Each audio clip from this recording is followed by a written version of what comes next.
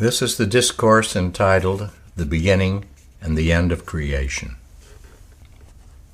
As long as the human mind does not directly experience ultimate reality as it is, the mind is baffled in every attempt to explain the origin and purpose of creation.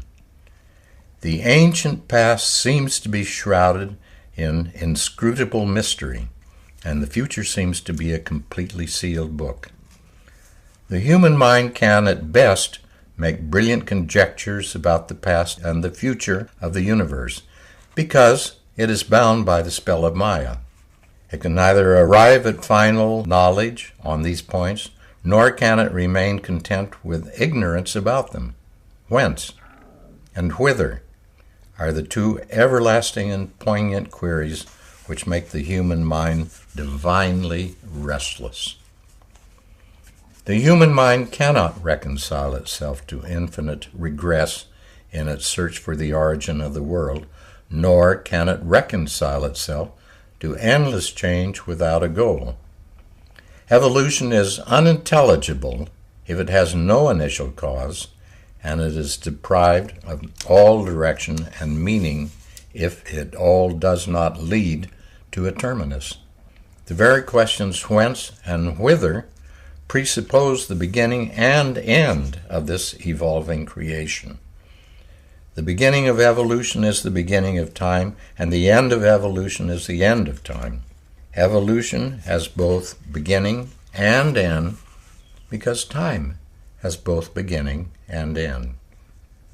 Between the beginning and the end of this changing world, there are many cycles, but there is, in and through these cycles, a continuity of cosmic evolution. The real termination of the evolutionary process is called Mahapralaya, or the final annihilation of the world, when the world becomes what it was in the beginning, namely, nothing. The Mahapralaya of the world may be compared with the sleep of a man. Just as the varied world of experience completely disappears for the man who is in deep sleep, the entire objective cosmos, which is the creation of Maya, vanishes into nothingness at the time of Mahapralaya. It is as if the universe had never existed at all. Even during the evolutionary period, the universe is in itself nothing but imagination. There is, in fact, only one indivisible and eternal reality, and it has neither beginning nor end. It is beyond time. From the point of view of this timeless reality, the whole time process is purely imaginary, and billions of years which have passed and billions of years which are to pass do not have even the value of a second. It is as if they had not existed at all. So the manifold and evolving universe cannot be said to be a real outcome of this one reality. If it were an outcome of this one reality, reality would be either a relative term or a composite being, which it is not. The one reality is absolute. The one reality includes in itself all existence.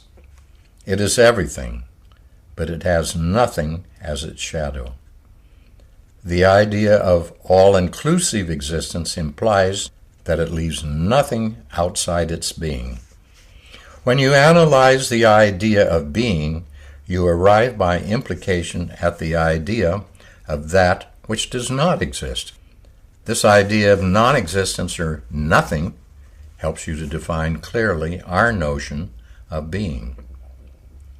The complementary aspect of being is thus non-being or nothing. But nothing cannot be looked upon as having its own separate and independent existence. It is nothing in itself, nor can it in itself be a cause of anything. The manifold and evolving universe cannot be the outcome of nothing taken by itself, and you have seen that it also cannot be the outcome of the one reality. How then does the manifold and evolving universe arise? The manifold evolving universe arises from the mixing of the one reality and nothing. It springs out of nothing when this nothing is taken against the background of the one reality. But this should not be taken to mean that the universe is partly the outcome of the one reality, or that it has an element of reality. It is an outcome of nothing and is nothing. It only seems to have existence. Its apparent existence is due to the one reality which is, as it were, behind nothing. When nothing is added to the one reality, the result is the manifold and evolving universe. The one reality, which is infinite and absolute, does not thereby suffer any modification. It is absolute, and is as such entirely unaffected by any addition or subtraction. The one reality remains what it was, complete and absolute in itself, and unconcerned and unconnected with the panorama of creation that springs out of nothing. Nothing might be compared to the value of 0 in mathematics. In itself it has no positive value, but when it is added to another number, it gives rise to the many. In the same way, the manifold and evolving universe springs out of nothing when it is combined with the one reality. The whole evolutionary process is within the domain of imagination. When, in imagination, the one ocean of reality gets apparently disturbed, there arises the manifold world of separate centers of consciousness. This involves the basic division of life into the self and not self, or the I and its environment. Owing to the falseness and the incompleteness of this limited self, which is only an imagined part of a really indivisible totality, consciousness cannot remain content with eternal identification with it. Thus, consciousness is trapped in ceaseless restlessness, forcing it to attempt identification with the not-self. That portion of the not-self, or the environment, with which consciousness succeeds in identifying itself, gets affiliated with the self in the form of mine.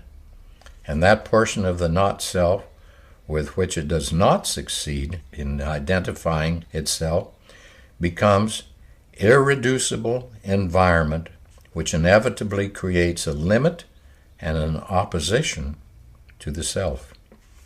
Thus, consciousness arrives not at the termination of its limiting duality, but at its transformation. It's so important. Thus, consciousness arrives not at the termination of its limiting duality, but at its transformation. And it is, of course, the transformation with which so much of Baba's gift to us in his writings is based.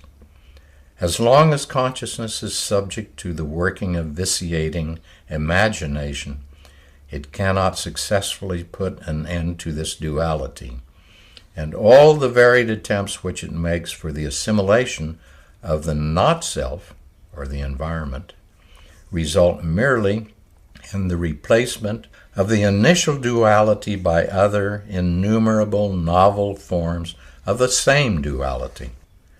The acceptance and the rejection of certain portions of the environment express themselves respectively as wanting and not wanting, thus giving rise to the opposites of pleasure and pain, good and bad, and so on. But neither acceptance nor rejection can lead to freedom from duality, and consciousness therefore finds itself engaged in ceaseless oscillation from one opposite to the other. The entire process of the evolution of the individual is characterized by this oscillation between the opposites. The evolution of the limited individual is completely determined by the sanskaras accumulated by him through ages, and though it is all part of imagination, the determinism is thorough and automatic. Every action and experience, howsoever ephemeral, leaves behind it an impression in the mental body. This impression is an objective modification of the mental body, and as the mental body remains the same through several lives, the impressions accumulated by the individual are also capable of persisting through several lives. When the sanskaras thus accumulated begin to express themselves, instead of merely lying latent in the mental body, they are experienced as desires. That is, they are apprehended as being subjective. The subjective and the objective are the two aspects of the sanskaras. The former, that is the subjective, is a passive state of latency, and the latter, that is objective, is an active state of manifestation. Through the active phase, the accumulated sanskaras determine each experience and action of the limited self. Just as several feet of film have to pass in a cinema to show a brief action on the screen, many sanskaras are often involved in determining a single action of the limited self. Through such expression and fulfillment in experience, the sanskaras get spent up. The weak sanskaras are spent up mentally. The stronger ones are spent up subtly in the form of desires and imaginative experience. And those sanskaras which are powerful are spent up physically by expressing themselves through bodily action. Though this spending up of sanskaras is going on continually, it does not end in freedom from sanskaras, because new sanskaras inevitably are being created not only through fresh actions, but even through the very process of spending up. So the load of sanskaras goes on increasing, and the individual finds himself helpless before the problem of throwing off the burden. The sanskaras deposited by specific actions and experiences render the mind susceptible to similar actions and experiences. But after a certain point is reached, this tendency is checked and counteracted by a natural reaction consisting in a complete changeover to its direct opposite, making room for the operation of opposite sanskaras. And I cannot resist putting in the comment that I think that in this changeover, the nature of it, and the reasons, the bases for it, rests one of the great important mysteries of creation. Very often the two opposites form parts of one and the same chain of imagination. For example, a person might first experience that he is a famous writer, with wealth, fame, wife, and all the agreeable things of life, and later in the same life might experience that he has lost his wealth, fame, wife, and all the agreeable things of life. Sometimes it seems that a chain of imagination does not contain both the opposites. For example, a person might experience throughout his life that he is a powerful king, always victorious in battles. In this case, he has to balance this experience by the experience of defeats or the like in the next life, taking one more life to complete his chain of imagination. The purely psychological compulsion of the sanskaras is thus subject to the deeper teleological need of the soul. Suppose a man has killed someone in this life. This deposited in his mental body the sanskaras of killing. If consciousness were to be solely and simply determined by this initial tendency created by these sanskaras, He would go on killing others again and again ad infinitum, each time gathering further momentum from subsequent acts of the same kind. There would be no escape from this recurring determinism, were it not for the fact that the logic of experience provides a necessary check to it. The person soon realizes the incompleteness of the experience of one opposite, and he unconsciously seeks to restore the lost balance by going over to the other opposite. Thus, the person who has had the experience of killing will develop the psychological need and susceptibility for getting killed. In killing another person, he has appreciated only one portion of the total situation in which he is a party, namely, the part of killing. The complementary half of the total situation, namely, the role of being killed, remains for him non-understood and foreign datum, which nevertheless has introduced itself into his experience. There thus arises the need to complete experience by attracting to oneself the opposite of that through which one has personally gone, and consciousness has a tendency to fulfill this new and pressing need. A person who has killed will soon develop a tendency to get himself killed in order to cover the entire situation by personal experience. The question which crops up here is, who would arise to kill him in the next life? It may be the same person who was killed in the previous life, or it may be some other person with similar sanskaras. As a result of action and interaction between individuals, there come into existence sanskaric links or ties, and when the individual takes a new physical body, it may be among those who have previous sanskaric ties or among those who have similar sanskaras. But the adjustment of life is such as to make possible the free play of evolving duality. Like the shuttle of the weaver's loom, the human mind moves within two extremes, developing the warp and the woof of the cloth of life. The development of the psychic life is best represented not as a straight line, but as a zigzag course. Take the function of the two banks of a river. If there were no banks, the waters of the rivers would disperse, making it impossible for the river to reach its destination. In the same way, the life force would dissipate itself in endless and innumerable ways were it not confined between the two poles of the opposites.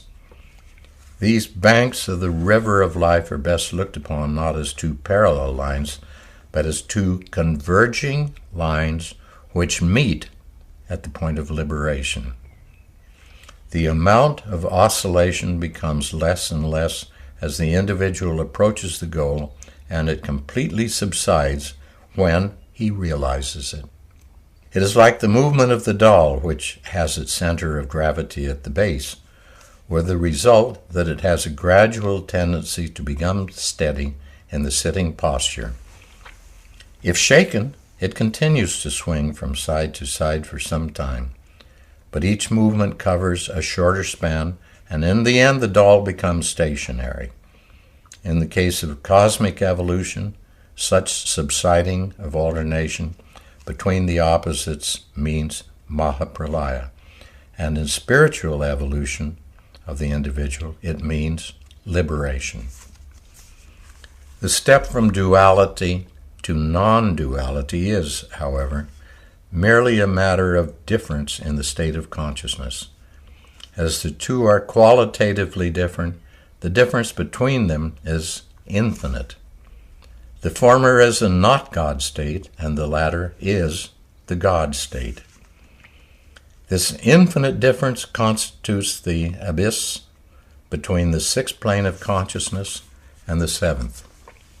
The lower six planes of consciousness are also separated from each other by a kind of a valley or distance.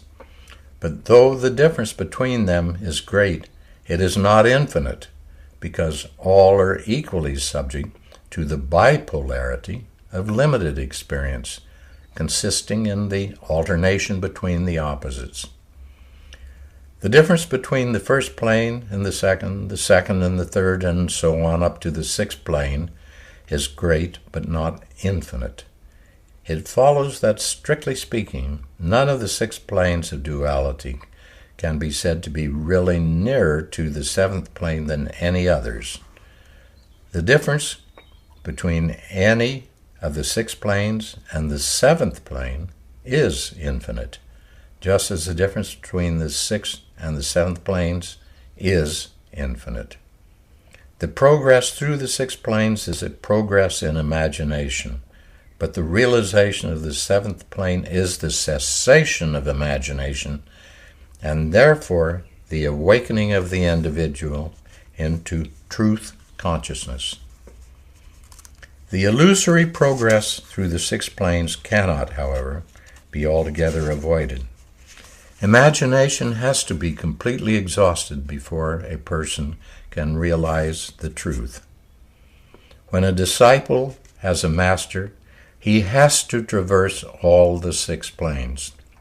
The master may take his disciple through the planes, either with open eyes or under a veil. If the disciple is taken under cover and is not conscious of the planes which he is crossing, desires persist until the seventh plane.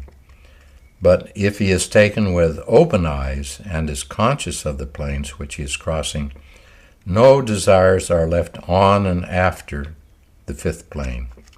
If the master comes for work, he often chooses to take his disciples under cover, for they are likely to be more actively useful for the master's work if taken blindfolded than taken with open eyes. The crossing of the planes is characterized throughout by the unwinding of sanskaras. This process of unwinding should be carefully distinguished from the spending up. In the process of spending up, the sanskaras become dynamic and release themselves into action or experience. This does not lead to final emancipation from sanskaras, as the never-ceasing fresh accumulation of sanskaras more than replaces the sanskaras which are spent up, and the spending up itself is responsible for further sanskaras. In the process of unwinding, however, the sanskaras get weakened and annihilated by the flame of longing for the infinite. Longing for the infinite may be the cause of much spiritual suffering. There is no comparison between the acuteness of ordinary suffering and the poignancy of spiritual suffering, which a person has to go through while crossing the planes. The former is the effect of sanskaras, and the latter is the effect of their unwinding. When physical suffering reaches its climax, a person becomes unconscious and so gets relief from it. But there is no such automatic relief for spiritual suffering. Spiritual suffering, however, does not become boring, because there is also intermingled with it a kind of pleasure. The longing for the infinite gets accentuated and acute until it arrives at its climax, and then gradually begins to cool down.